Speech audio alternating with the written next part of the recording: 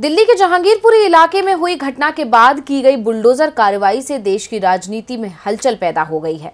विपक्षी दल लगातार मोदी सरकार पर निशाना साध रहे हैं और सरकार के तानाशाह रवैये की आलोचना कर रहे हैं। जहां एक तरफ पूरे देश में ये मुद्दा गरमाया हुआ है, तो वहीं अब ये मामला पूरी दुनिया में मोदी सरकार की आलोचना करवा रहा है। आखिर कैसे हो रही है पूरी दुनिया में मोदी सरकार की किरकिरी और क्या कहना है अंतर्राष्ट्रीय मीडिया का, देखिए इस खास रिपोर्ट में। उत्तर प्रदेश से शुरू हुई बुलडोजर कार्रवाई अब धीरे धीरे बीजेपी शासित सभी राज्यों में की जा रही है और इस कार्रवाई का इस्तेमाल एक विशेष समुदाय को डराने के लिए किया जा रहा है। पिछले दिनों मध्य प्रदेश और गुजरात के बाद दिल्ली के जहांगीरपुरी में बुलडोजर कार्रवाई की गई। हालांकि सरकार ने इसे अवैध अतिक्रमण को हटाने की कार्रवाई बताया, लेकिन सच्चाई से हर कोई वाकिफ है कि ये कार्रवाई मुस्लिमों को डराने के लिए की गई थी, क्योंकि मध्य प्रदेश, गुजरात और फिर जहांगीरपुरी सभी जगह से पहले दो समुदायों के बीच झड़प की खबरें आई और उसके बाद अतिक्रमण हटाने के नाम पर एक समुदाय के खिलाफ कार्रवाई की गई, जिसके बाद मोदी सरकार विपक्ष के निशाने पर आ गई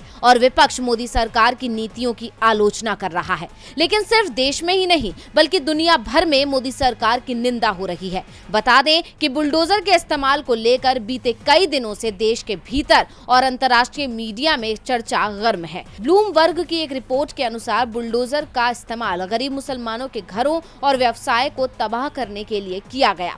रिपोर्ट में लिखा गया है कि आलोचकों का कहना है कि भारत की मोदी सरकार ने अल्पसंख्यक मुस्लिम समुदाय को डराने के लिए बुलडोजर का इस्तेमाल किया।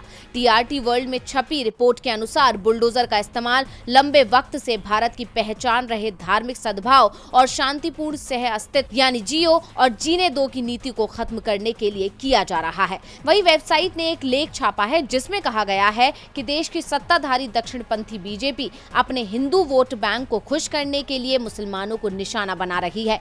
इसके अलावा पाकिस्तान की न्यूज वेबसाइट डॉन ने लिखा कि भारत के कई हिस्सों में बुलडोजर चलाए जाने की घटनाओं के बारे में आलोचक कहते हैं कि ये देश के 20 करोड़ मुसलमानों को डराने की सत्ताधारी सरकार की कोशिश है।